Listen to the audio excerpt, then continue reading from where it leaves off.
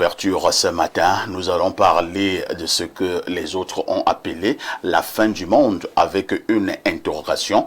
C'est un mythe ou alors c'est une réalité? Nous l'avons également reconnu. Beaucoup d'écoles, certaines écoles s'affrontent depuis des millénaires, des écoles religieuses, des écoles philosophiques et toutes les autres écoles. Certaines de ces écoles pensent qu'effectivement, à un moment donné, il y aura la fin du monde. D'autres disent que ce sont simplement des âneries.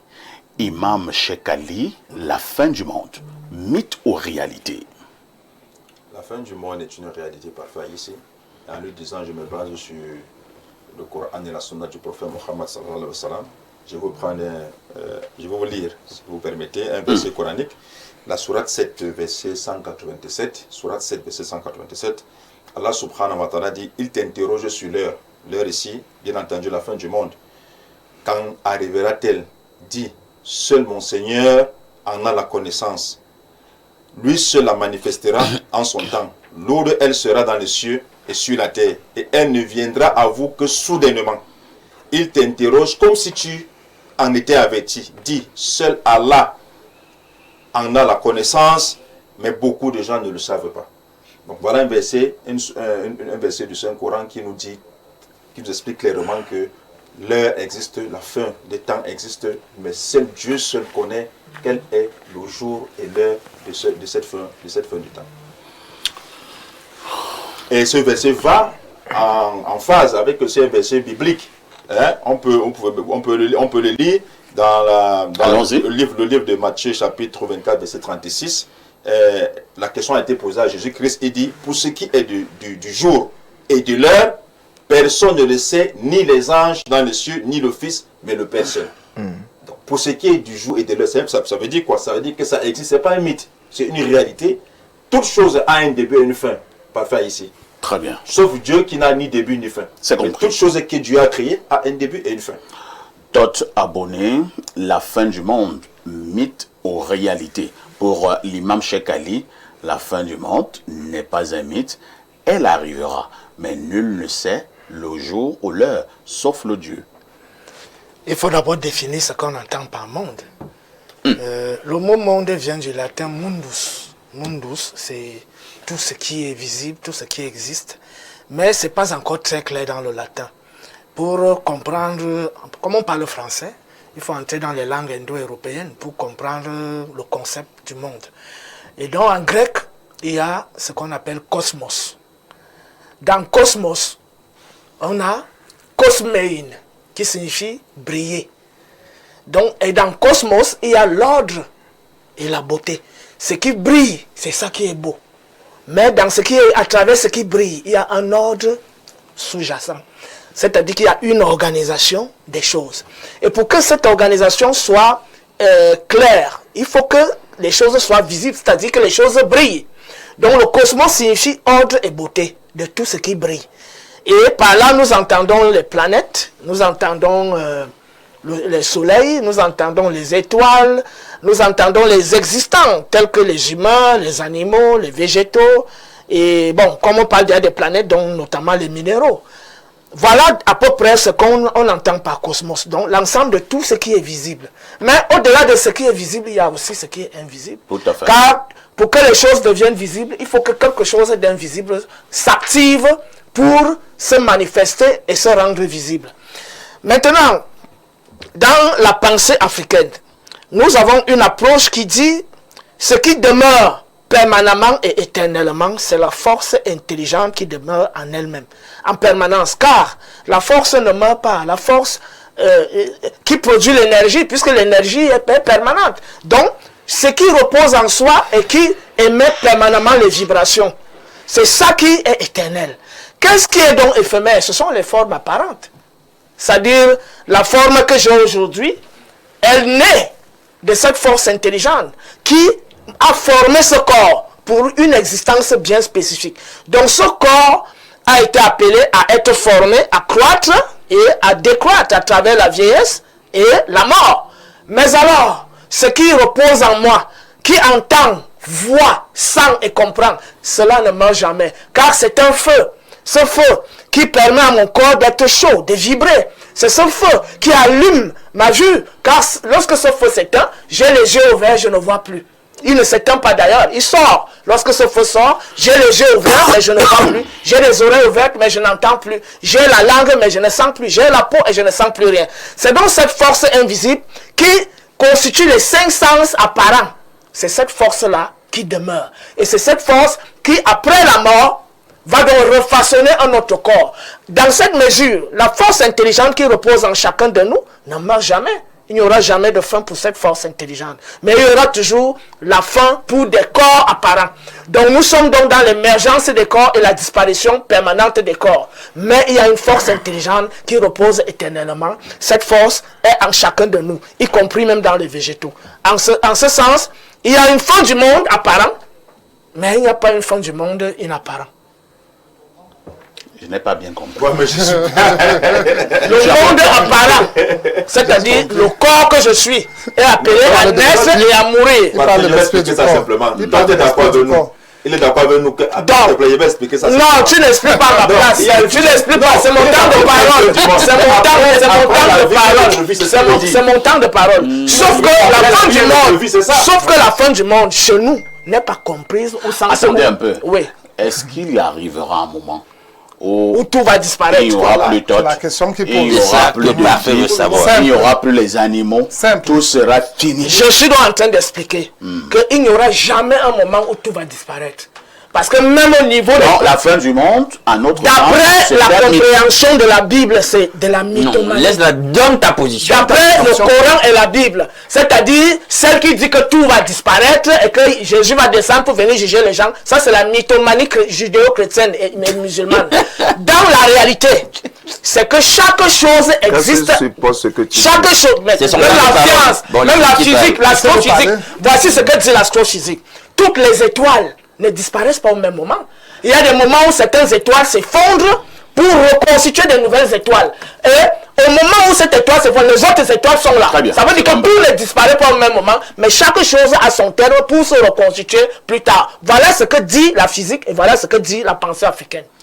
Docteur Noir, est-ce qu'à un moment donné, rien n'existera plus? Oui. Si nous prenons tous les épitomées étaient comme des formes de prophéties que parfois des magiciennes écrivaient, que parfois des voyantes écrivaient. On appelait aussi ça les almanachs. C'était des écrits où des gens le prédisaient. Je prends par exemple même simple. Mon grand-père disait toujours, il est déjà décédé il y a fort longtemps, il disait toujours, en petit, l'an 2000. Un chrétien. En d'autres termes, dit que celui qui verra... Son père qui était un chrétien. Tu as parlé, moi je ne t'ai pas dérangé. Il faut préciser que mon grand-père était un chrétien. Laisse-nous en parler. C'est important. Parle donc. Évolue donc. Il faut faire la précision que c'était un chrétien. Non, laisse qu'il parle. Vous savez ça. Allez-y, docteur Noir.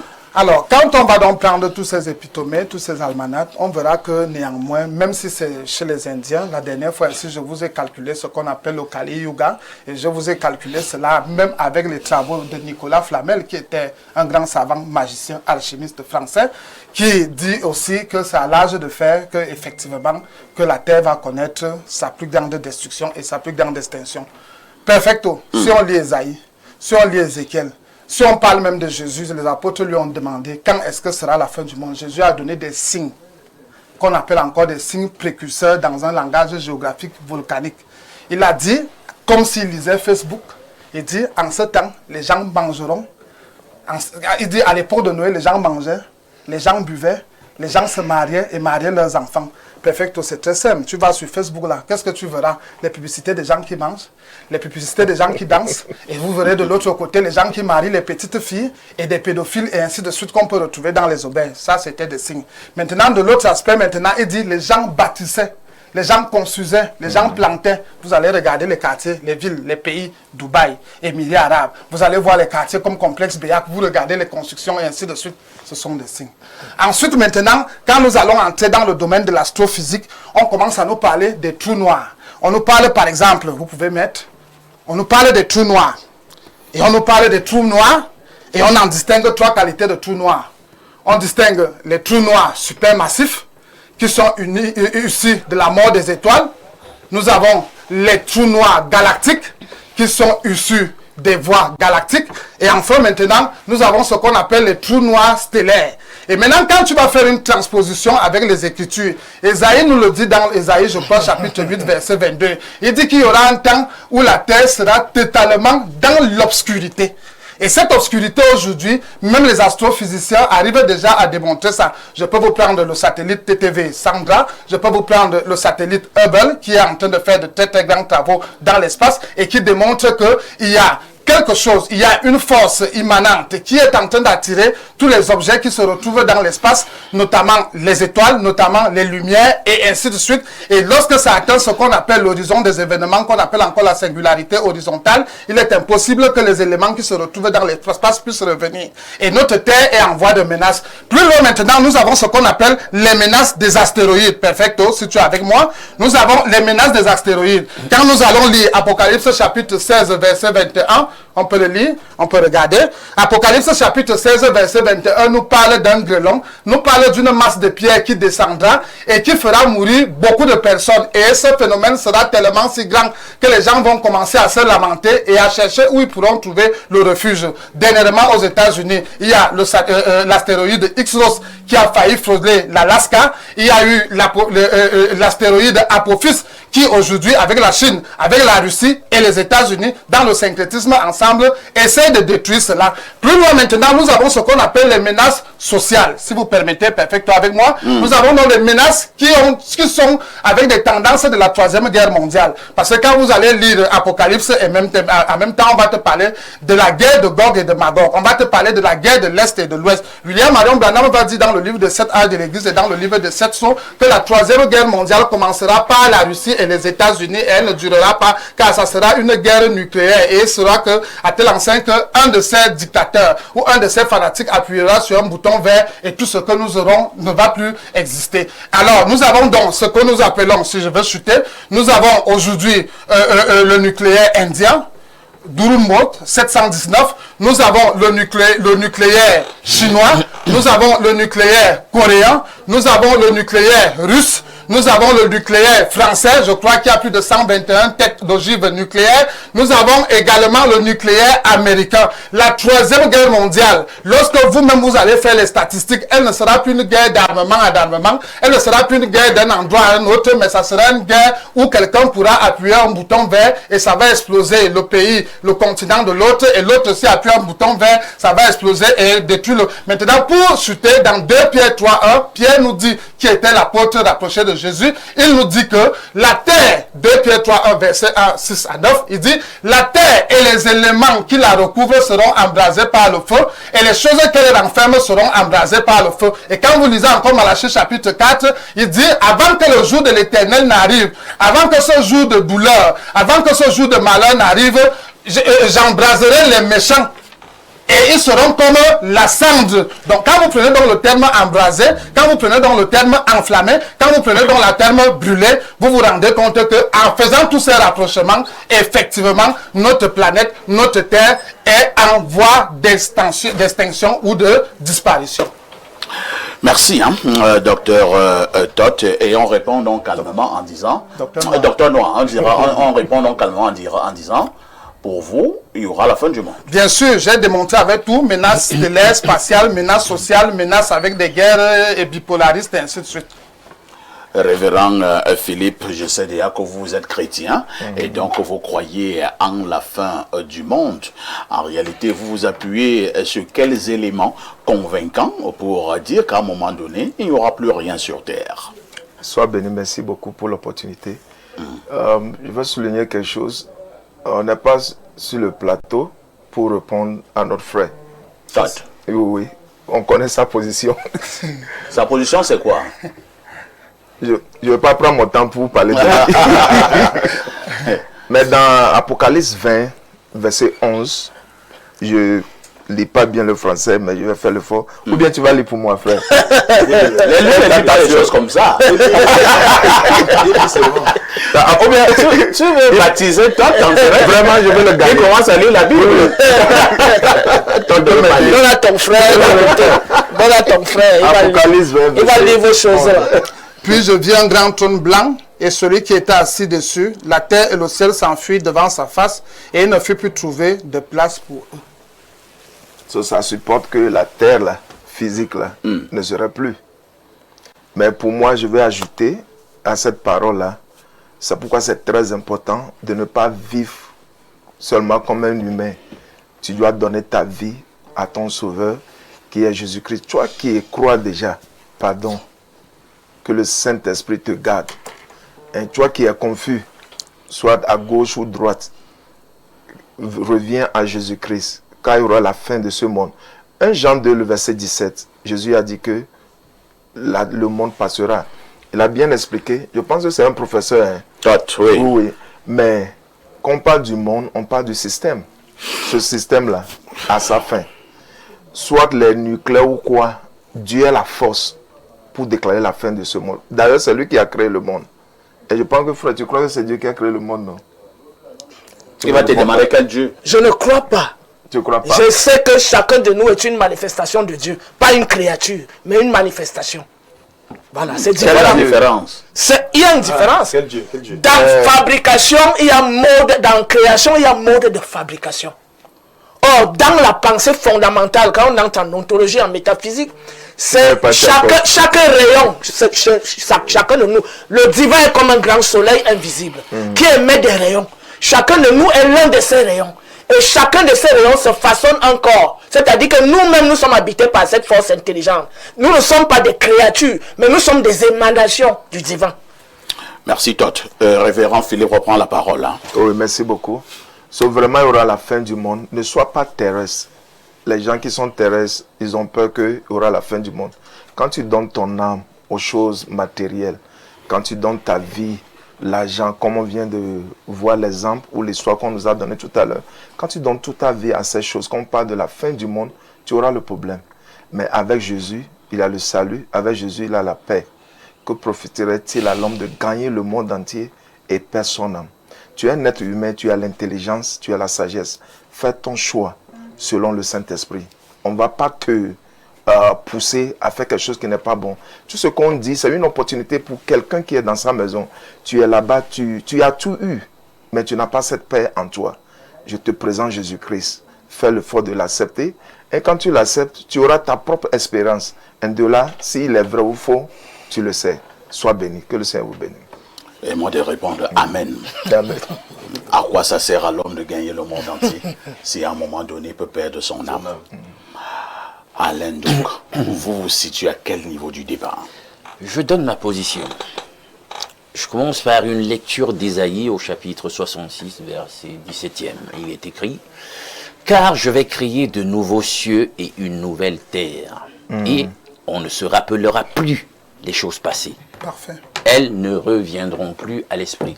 On peut faire ce qu'on appelle un parallèle synoptique de ce passage avec Apocalypse 21 là-bas où... Verset 2. Voilà, maintenant le Christ ciel. apocalyptique dit voilà le nouveau ciel et la nouvelle terre. Tout à fait. Toute chose est restaurée. Alors, il y a déjà quelque chose qu'il faut comprendre au sujet de la fin des temps ou la fin du monde. N'utilisons pas les sophismes pour rendre indigeste quelque chose d'aussi simple. On veut savoir, notre monde tel que nous l'avons en ce moment, avec ses réalités, est-ce qu'il peut subsister comme ça, avec son train, tel que nous le voyons? Est-ce qu'il sera toujours comme ça, ad vitam aeternam? La réponse est non. Voilà. Pourquoi? Même en astrophysique, c'est vrai qu'ils ont toujours des systèmes de datation qui me dépassent. Ils vous disent quand même que viendra un moment, dans l'unité de milliards d'années, hein, ils disent qu'on va arriver à un niveau où le soleil sera en suractivité, sur rayonnement, soleil rouge, et ça va rendre la vie impossible dans l'univers. Je tiens, moi, à préciser la perspective biblique dans la conception de l'univers. Même si des gens comme Augustin, hein, je l'ai dit ici déjà sur ce plateau, il est reconnu comme un des plus grands cerveaux de l'histoire de l'humanité, dans le classement des 7 plus grands cerveaux de l'histoire de l'humanité. Il caracole avec Paul aussi, des chrétiens. Bon, il a soutenu la théorie de l'univers en extension. Je n'y crois pas, parce que ma Bible ne me permet pas d'y croire. Si on parle d'une fin, c'est parce qu'il y a un début. S'il y a un début, on reconnaît donc qu'il y a quelqu'un qui a été l'initiateur du temps, en étant le créateur de toutes choses. Et la cosmogonie je veux dire quoi, la cosmologie, c'est le mot exact, la cosmologie biblique, c'est-à-dire comment le monde est venu à l'existence, comment la terre sur laquelle nous sommes est venue à l'existence. La Bible a sa position là-dessus. Alors qu'est-ce qu'elle dit à ce sujet parfait? On nous fait comprendre qu'en réalité, Dieu a créé tout par la parole. Univers, nous, bibliquement parlant, on l'envisage comme étant quoi? Vers, comme parole, comme quand tu fais la poésie. Uni, qui vient de uno, pour dire une parole a suffi à Dieu pour qu'il crée toutes choses. Donc, et dans cette perspective, la Terre est le centre de l'univers. Cet écosystème créé par sa parole. Et tenez-vous bien tranquille, hein. Ça ne marche pas, la théorie de l'astrophysique où on dit que l'univers est en extension. Pourquoi? Tout simplement parce que le mot même pour terre, dans la Bible, Eretz, veut dire ferme, inamovible. Ça ne bouge pas, ce n'est pas ébranlable. Or, chez eux, ils disent que la Terre tourne autour d'elle-même et autour d'un axe invisible, autour du soleil. Faux! C'est le modèle dit héliocentrique. Oui. Chez nous, c'est le modèle géocentrique. Et autour du disque de la Terre, j'insiste bien, il y a un dôme firmament infranchissable. Donc, celui qui a créé ce système pourra décider à un moment donné de ce qu'il veut faire de ce système. Donc, il y a énormément de passages bibliques qui attestent de la fin de ce monde. Et d'ailleurs, nous n'avons pas attendu que la Bible, au travers des mises en garde des prophètes, vienne nous dire cette façon de vivre, elle ne peut pas durer éternellement. Dieu qui est juge viendra mettre une fin, une césure à cette façon de vivre. Et voilà le dessein qu'il nourrit.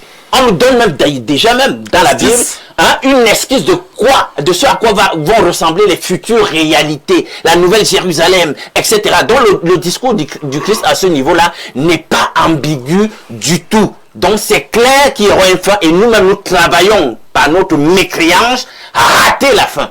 Parce que justement dans la Bible, il y a des signes qui indiquent la fin. Tu as cité tout à l'heure 2 Timothée. Bien sûr. Paul dit qu'à la fin des temps, voici le profil éthique et moral que vous retrouverez chez les hommes. Dès que vous verrez cela, sachez que la fin de toute chose approche. Parce que justement, pendant que nous y sommes, il y a un jugement. Il y a un temps du jugement fixé pour toute chose. Et celui donc qui est le créateur, tant des réalités de l'Égypte, parce que je veux pas, parce qu'il faut qu'on soit clair là-dessus. Et plusieurs cultures, au-delà même de l'astrophysique, plusieurs cultures reconnaissent qu'à un moment donné, il y aura, il y aura une fin du cours du monde tel qu'il est en train de se dérouler.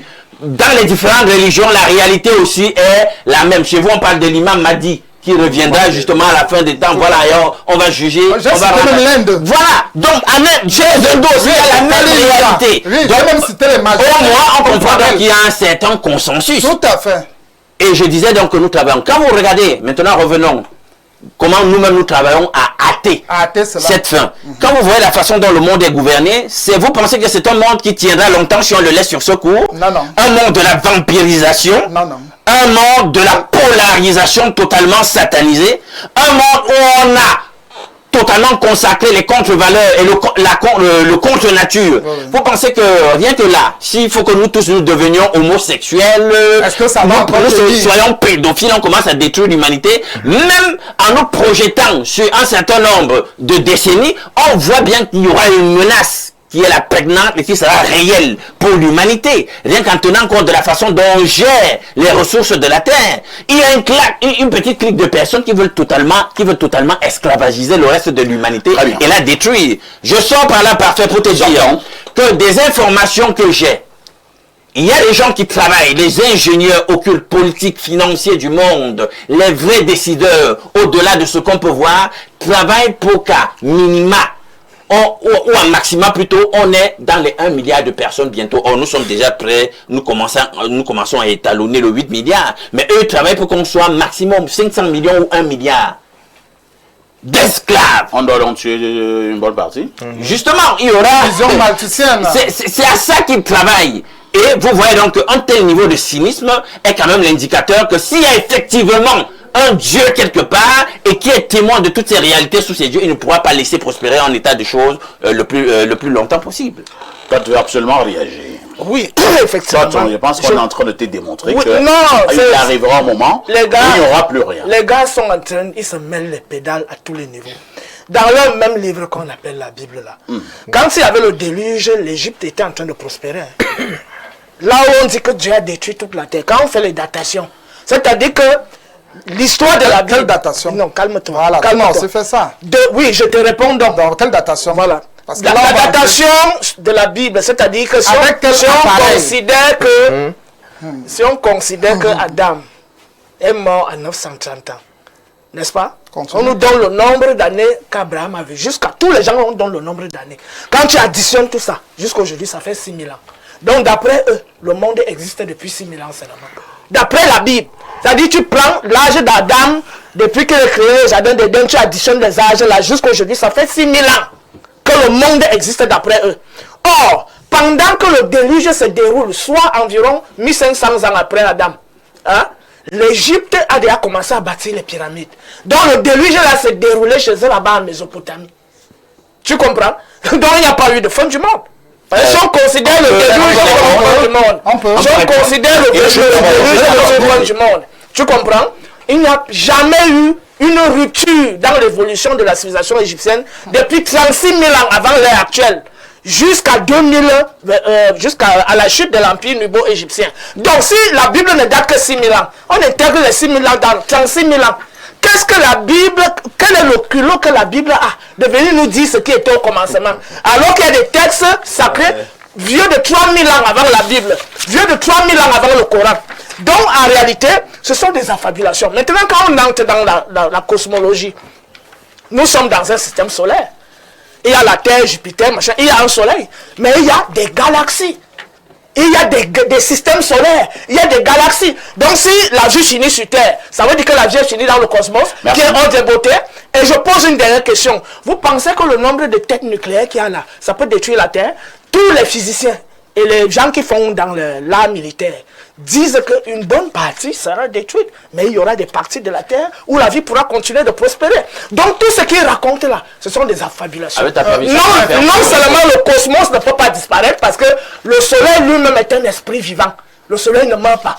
Et il y a plusieurs soleils, il y a plusieurs galaxies. Quand certaines étoiles meurent, d'autres naissent. Dans leur histoire d'embrasement global où le monde, parce que le monde pour eux est bloqué sur la Terre. Ils partent même jusqu'à remettre en question les thèses scientifiques qui remontent de 5000 ans sur l'héliocentrisme. Ils disent que c'est faux. Les Égyptiens parlent de l'héliocentrisme, les Grecs parlent de l'héliocentrisme, avant Copernic, avant Galilée. Tous ces gens parlent de l'héliocentrisme. Ils sont donc dans un monde imaginé par leurs ignorants qui ont écrit la Bible. En réalité, c'était des illettrés qui n'avaient pas de bonnes notions de science. C'est les gars-là qui les induisent dans les affabulations dans lesquelles ils vivent actuellement. Merci. Nous allons d'abord lire les messages. Vous allez répondre tout à l'heure. Bonjour à vous sur le panel. Il ne peut pas avoir de fin du monde parfait. La fin du monde suppose la fin de tout, y compris Dieu. De plus, la fin de la terre n'est pas la fin du monde. Il faut faire très attention. Le monde est vaste. Voilà. Un autre message ce jour. Bonjour les aînés. Pour endormir un peuple, il faut voler sa religion, ses coutumes.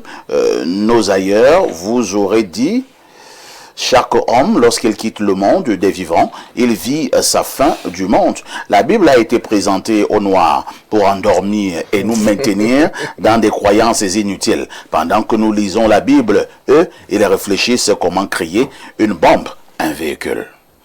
Un autre message ce jeudi. Oui, monsieur Aïssi, je reviens encore avec quelques interrogations. Si Dieu, qui a tout créé, a lui-même prévu comment ses propres œuvres allaient prendre fin, pourquoi nous condamnons alors tout ce qui se passe en ce moment? N'est-ce pas Dieu, lui qui a voulu que ce soit ainsi? Sont-ils en train de remettre en question la volonté de celui-là même qui a créé sa propre chose? C'est Thierry de Saint-Mélima. Un autre message ce jeudi. Bonjour à tout le panel et au grand perfecto. Vraiment, si j'avais des millions, j'en donnerais à Alain Douk ce matin sur son analyse sur la fin du monde. Bravo à lui. Todd connaît la vérité, mais il refuse de l'admettre. Merci. Et c'est Isaïe, depuis Biamassi. Une autre contribution. Alors, que dit ce téléspectateur? Je vais au plus 33, c'est un message de la France. Bonjour, le sac de modérateur et ton magnifique panel. La fin du monde relève surtout du mythe plutôt que d'une réalité imminente. Scientifiquement, aucun scénario ne prévoit une disparition soudaine de l'humanité à court terme. En revanche, certaines menaces réelles, changements climatiques, conflits, catastrophes naturelles peuvent affecter gravement la planète, sans pour autant signifier une fin du monde totale. Sur le plan biblique, la fin du monde n'est pas vue comme une disparition totale, mais plutôt comme une fin des temps suivie d'un renouvellement. La Bible annonce une période de bouleversement, puis le retour de Jésus-Christ, le jugement dernier et l'établissement d'un monde nouveau, nouveaux cieux et nouvelle terre. Cependant, elle insiste aussi sur un point important. Personne ne connaît la date ni l'heure. Et l'accent est mis sur la préparation spirituelle plutôt que sur la peur. C'est comme si Paul Junior, donc Koloban 2, et Léon Formant, ton fidèle téléspectateur depuis de nombreuses années. Bonne journée à vous. Bonne journée à notre ami donc Koloban 2 par Léon Formant. Bien, maintenant.